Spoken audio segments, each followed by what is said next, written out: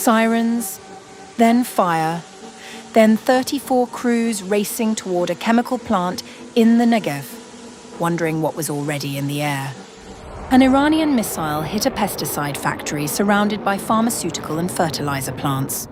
For hours. The question wasn't whether the fire could be contained. It was what was burning.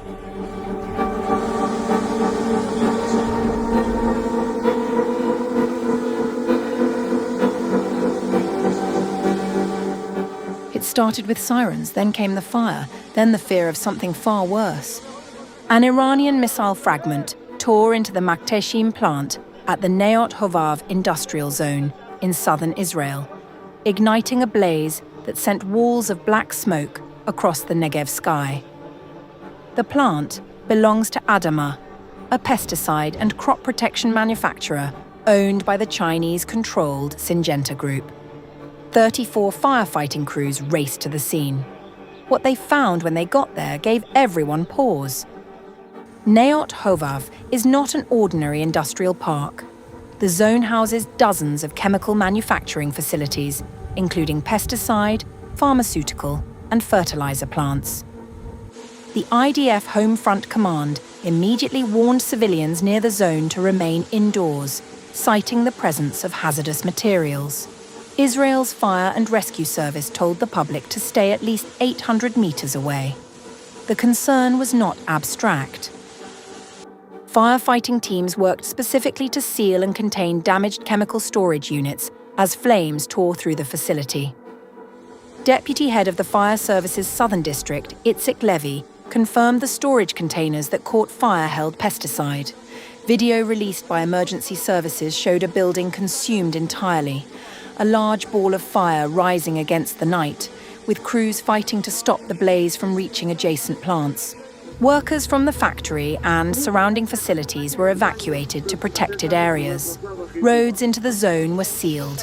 For a stretch of hours, the question hanging over the Negev was not just whether the fire could be contained, but what was already in the air. Israel's Environmental Protection Ministry dispatched professionals to carry out on-site measurements and monitoring across the zone.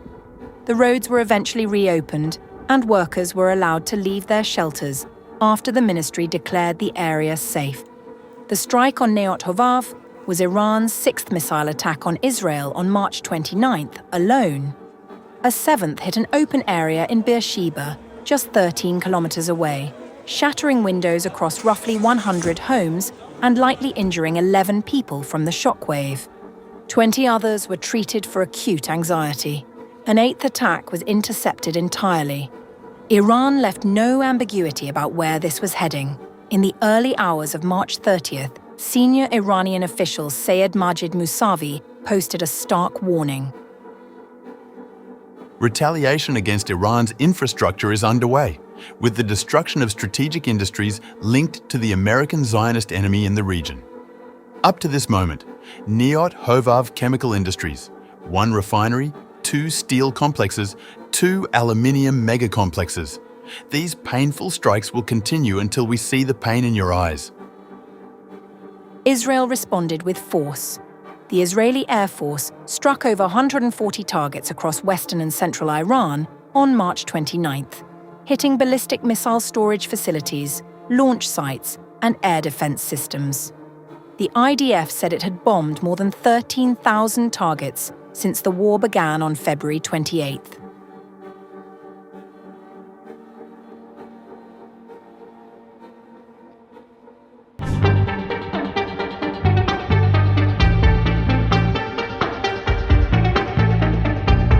Anti-war protests are intensifying across Israel, signaling growing domestic pressure as the conflict continues to escalate on multiple fronts.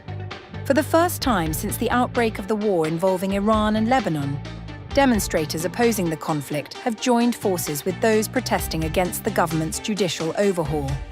The rallies, held in dozens of locations nationwide, were organised with the support of the Peace Partnership Coalition, bringing together a broad alliance of civil society and anti-occupation groups. The largest gathering took place at Habima Square in Tel Aviv, where around 1,000 protesters assembled. The demonstration, however, was forcefully dispersed by police, who said participants were violating home front command restrictions. Deputy Commander of the Central Tel Aviv Police Station, Lieutenant Colonel Avi Ofer, called on his police officers to start making arrests. In response, protesters chanted, "The police are criminals."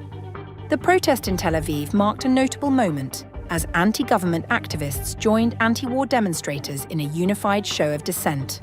Protesters chanted, "In Tehran and the Kiryat Shmona, girls want to live. In Gaza, in Eshkol, children want to grow up. As well as, we don't want more wars, the peoples want to live. And no to a Kahanist government. No to a government of fascists." Demonstrations titled, "Say No to the Eternal War of the Kahanist Government, Yes to Just Peace and Security for the Peoples of the Region," have been held throughout the day in about 20 locations across the country, including Jerusalem and Haifa, where police officers confiscated signs and passers-by threw eggs at demonstrators. At least 21 people have been arrested so far. We are protesting the unjust and unnecessary war that was started by Israel and the United States.